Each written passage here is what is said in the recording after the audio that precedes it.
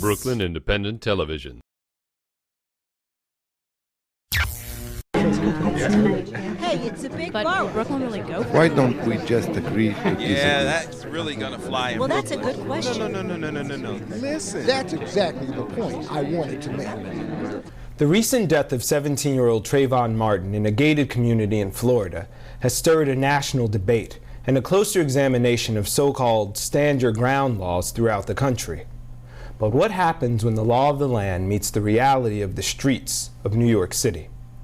This is Intersect, and today we're talking youth and criminal justice in Brooklyn. I'm joined by Francois Restrepo, lawyer and assistant director of the Ronald H. Brown Law School Prep Program at John Jay College of Criminal Justice, and Alan James, the program manager for the Save Our Streets project of Crown Heights.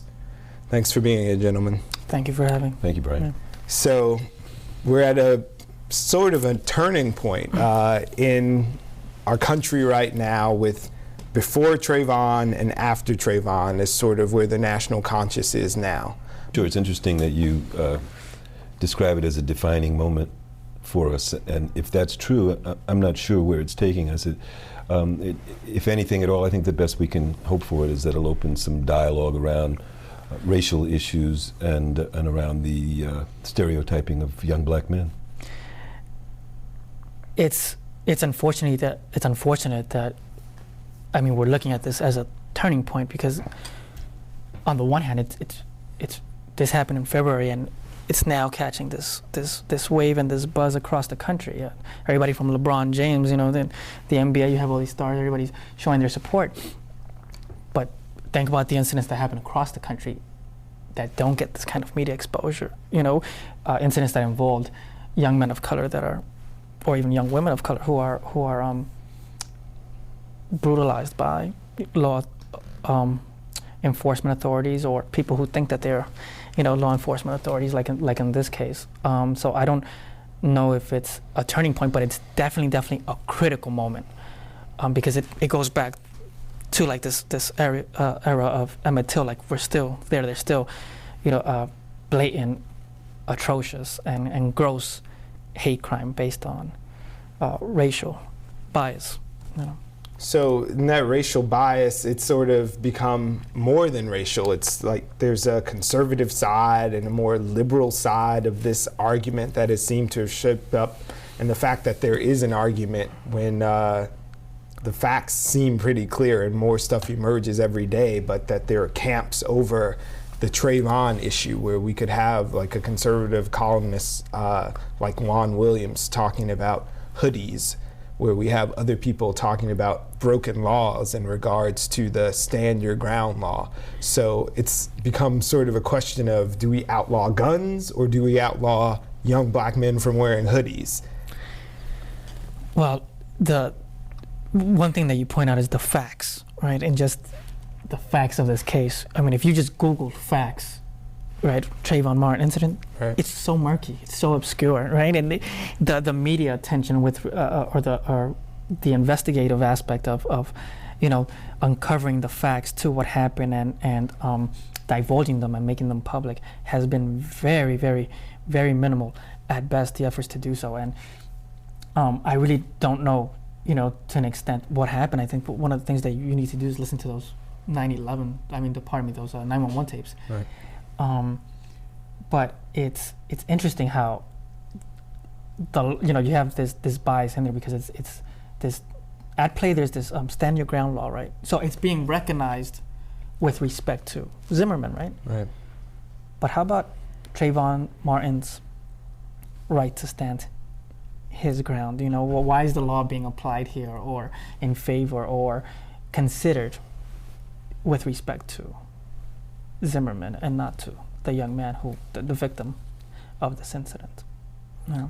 So the reality as we sit here in Brooklyn right now, maybe you're more likely to be killed walking down the street in your own community by a member of that community than a self-appointed neighborhood watch captain who took it upon themselves to act as a sort of stand-in for the police or wherever this person thought he was doing. So I wanted to get to your work, Alan, with the SOS project in Crown Heights. I know last weekend you had an action after a shooting where 2 young men were, and one was killed actually, and there were 2 young men shot in Crown Heights. So explain a little about SOS to us. Well, our program's aim is to reduce the number of shootings in a defined area in Crown Heights. And we've been successful in doing that over the past couple of years. And our approach follows a kind of a public health approach to it.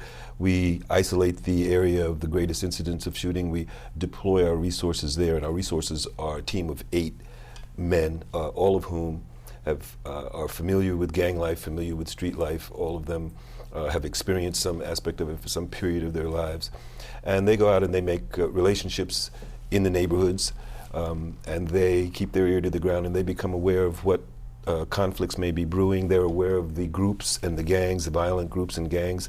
They're aware even when there are interpersonal conflicts brewing, and they intervene and mediate before they escalate into shootings. And if there is a shooting, we mount a response, a community response within 72 hours, and that's what you were describing. That's what we had last week.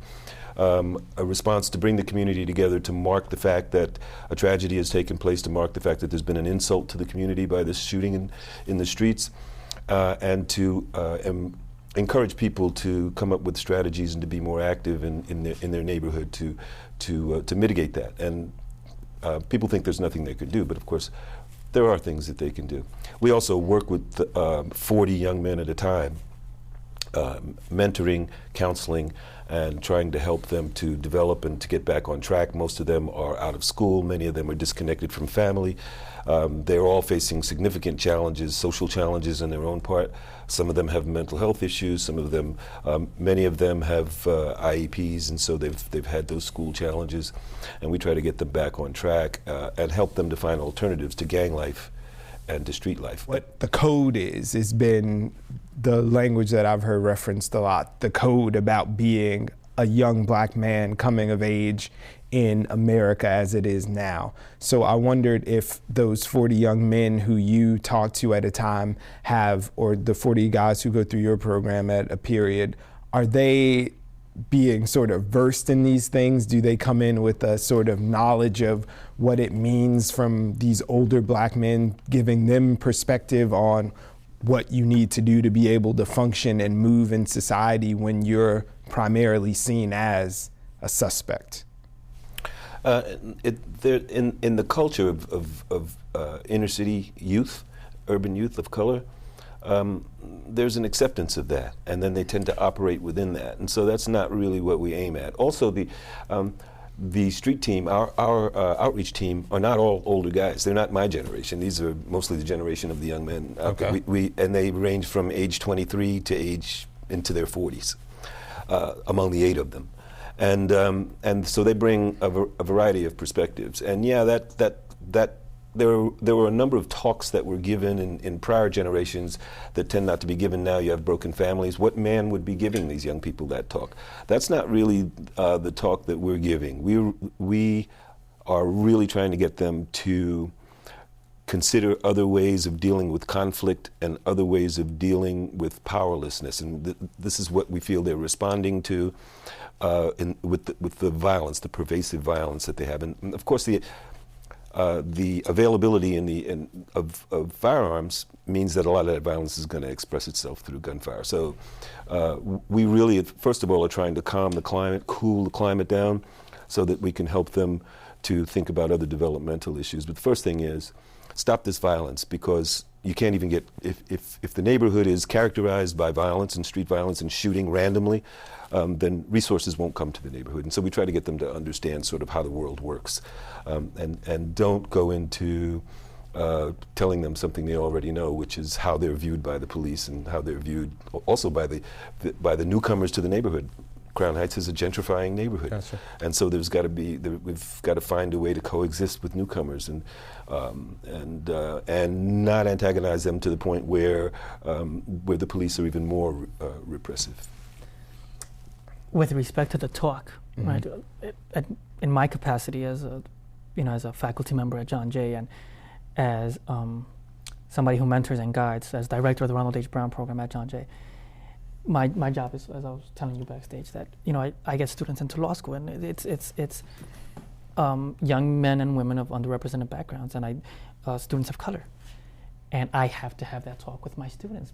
My students come from, here in New York City, they come from, they're inner city youth. Right. I'm like, you cannot afford to stand on the corner the same way you did now. All right, you cannot hang out where you did it before now, because now, guess what? You will be patted down. And I'm not speaking in theory. I mean, the latest data on Stop-and-frisk, right. over 500,000, about 680,000 in that ballpark figure, right? Stop-and-frisk conducted in 2011, just 2011. Right. 87% of those stop-and-frisk were Black and Latino men and women, and less than 6% of those stop-and-frisk lead to incarceration. And then the number of actual convictions, it's probably like 1 or 2%. Yeah, it goes, so they are targeted. So I have to have that talk with them, whether I'm talking to students in my program, whether I'm talking to students in my classroom, whether I'm talking to young people in my own neighborhood. The reality is that they are targets, unfortunately, especially the juvenile population. I mean, the juvenile population is at risk in New York City. I mean, there's not even, from what I understand, there's not even a systematic standard in place to determine whether or not a juvenile is actually poses a threat of safety, to the public at large. And the majority of the juvenile population incarcerated, the majority are the most serious offenses of misdemeanor, and that's that. There's been data on Juvenile Justice Committee whole report that put that data out. So it's troubling, and unfortunately we have to have these talks because especially if you live in certain areas. I mean, if this is Trayvon Martin went through this incident in a gated community, right? Think about the stuff that young men and women have to go through in inner city, outside of those gates, inner city community. So unless a young person is told, they'll take that experience and it'll become traumatizing and paralyzing, so.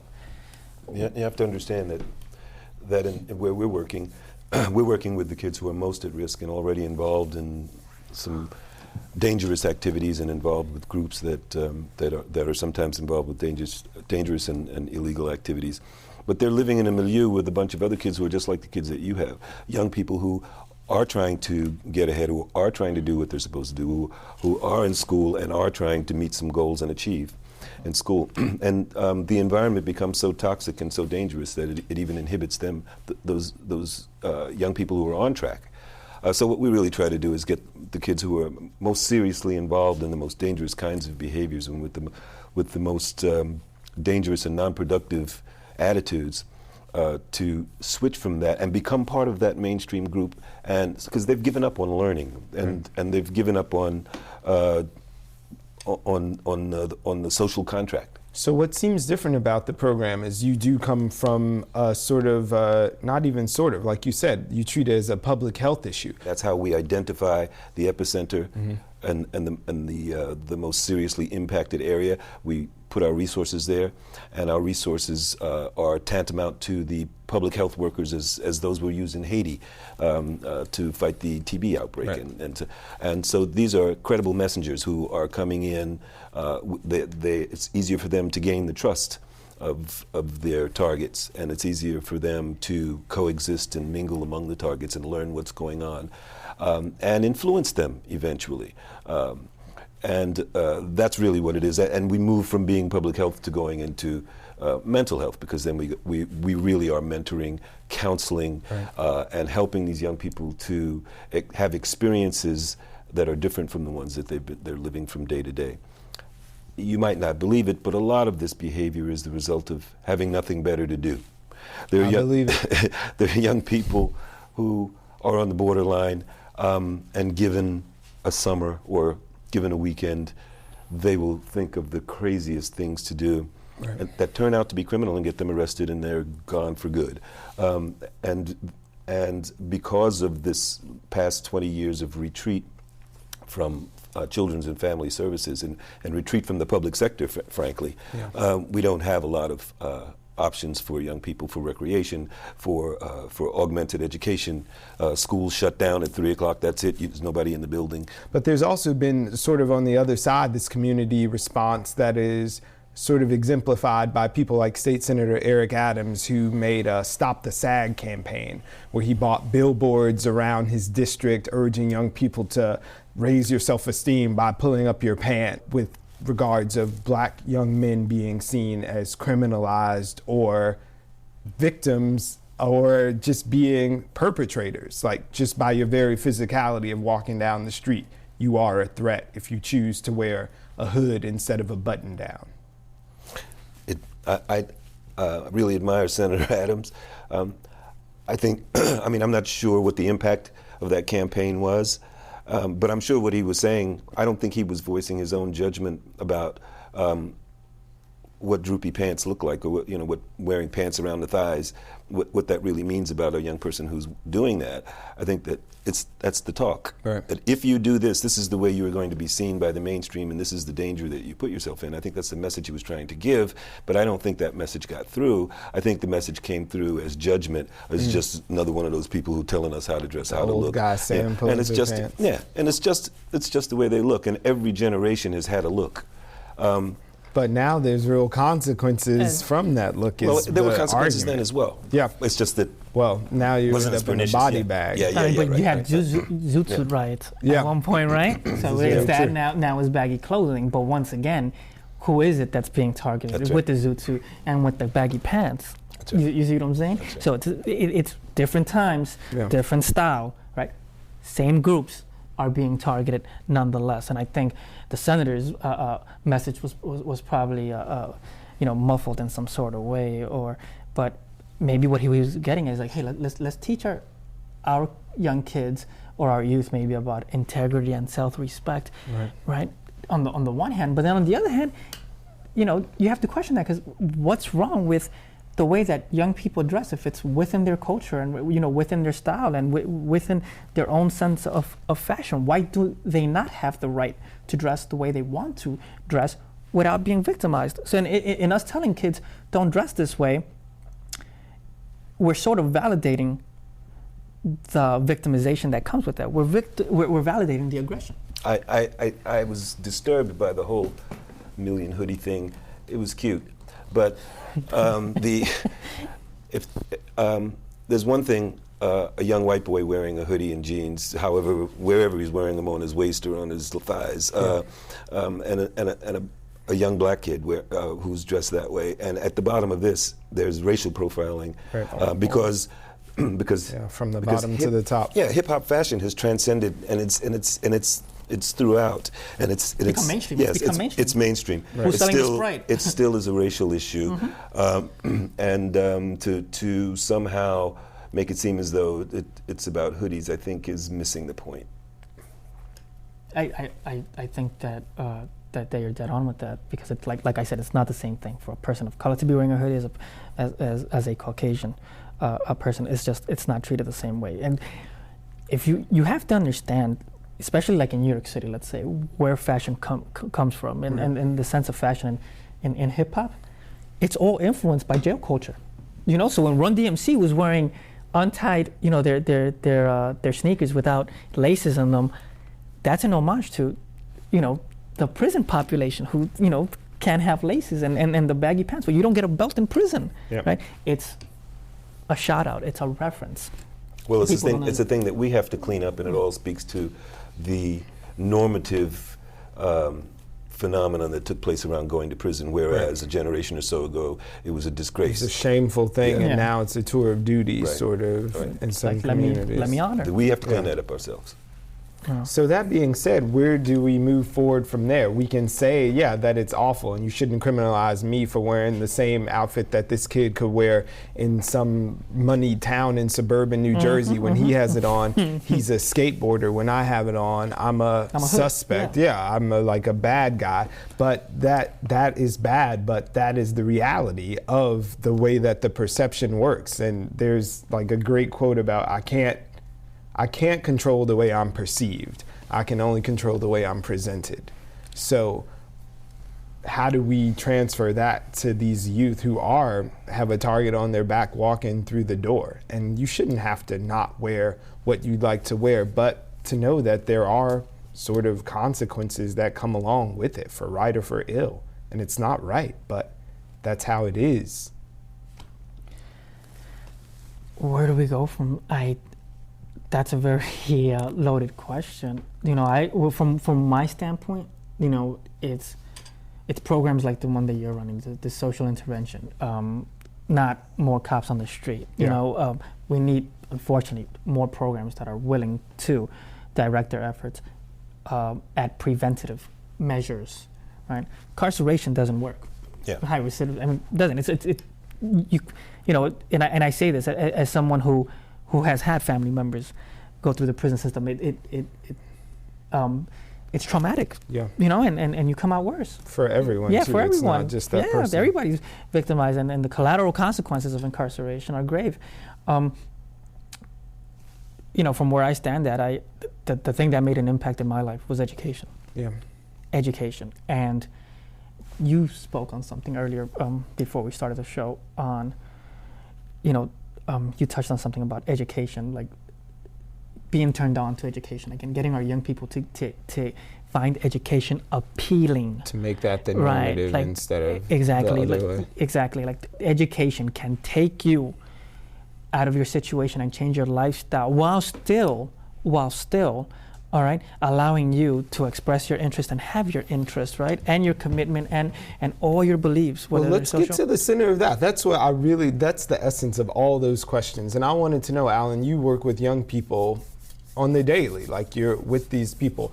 Are young people, are they trying to hear that? Because it's the whole part of being young, and you shouldn't have to bend and change your cultural expression to fit in, because if Trayvon Martin was wearing a polo shirt or even the same outfit as the man who shot him, he would have still been suspicious to him. So how do you talk to them? Are they saying you want to retain your culture and your expression and your sense of self? You shouldn't have to wedge yourself into someone else's mold to be able to walk back from the corner store with Skittles and a can of iced tea to go home without being threatened with violence. But are they receiving that sort of message? Are they conscious of even wanting to change the way that they look or dress or act in order to not be victims?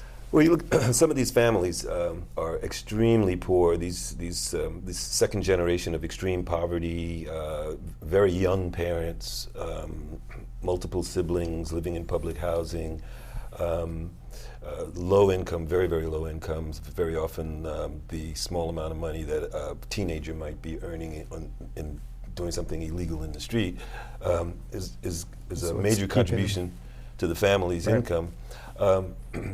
Our kids are looking for a better life. They want a better life. They haven't been exposed to a lot of options. Yeah. What presented itself to them when they walked outside of their apartment building was a bunch of guys wearing this color or that color who were using this or that sign and this or that bit of language, and that seemed appealing, and they were invited to join, and they were and oaths were taken that I've got your back forever and I'll die for you and all. And all this is very appealing when they're coming from a chaotic apartment where there are 8 or 9 people living there, 2 or 3 of them that you might not even really know who the heck they are. Mm-hmm. Meals are not forthcoming on a regular basis, and there's constant conflict there. Right.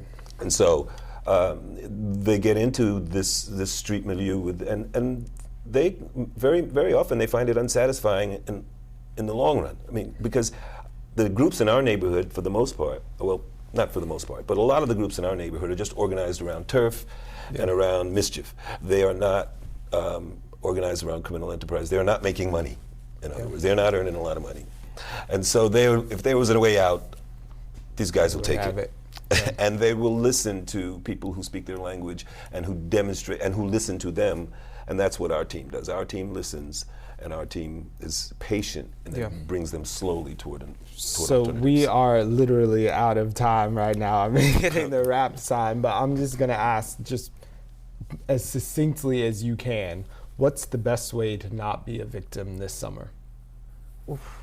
How are you going to stay alive through summer 2012 on the streets of Brooklyn this year if you happen to be young and tan all year round? Well, I would tell young people, stay away from crime or from any form of deviance, because at the end of the day, whether it's an enterprise facilitated towards making money, you're not making the real buck. The person or the people who are making the real buck are the people who are incarcerating you, the people who built that jail, the person who's watching you, the person who built that bunk bed and who gave you that clothing. Those are the real profiteers, all right? And the real money machine and the real entity that's profiting from your incarceration.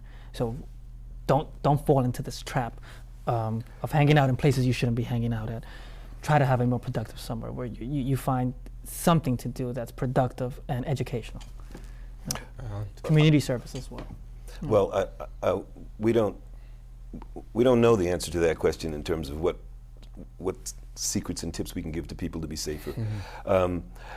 We're a project of the Center for Court Innovation, and they look at systemic things. And so what we're really trying to do is make a change in this neighborhood and make that neighborhood safer on account of young people changing the way that they behave, older people engaging with those younger people, build that community, help that community to come to a decision and a determination that they want change, and so that you can walk through that neighborhood at least with a minimum chance of being assaulted or being injured. And so the more young people we get to put down their guns, the more young people we get to do other kinds of activities, the safer that neighborhood is going to be. Well, thank you for being here today, guys. I really appreciate you coming by. Thank you.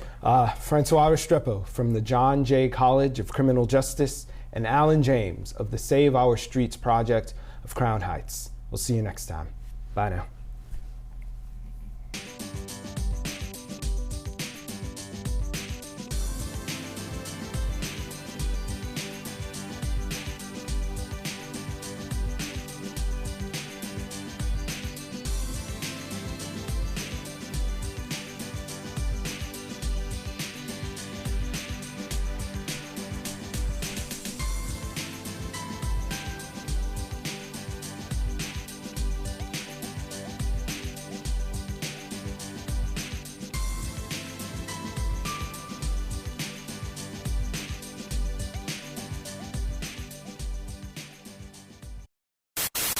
Watch this and other Brooklyn Independent Television episodes online at bricartsmedia.org/BIT.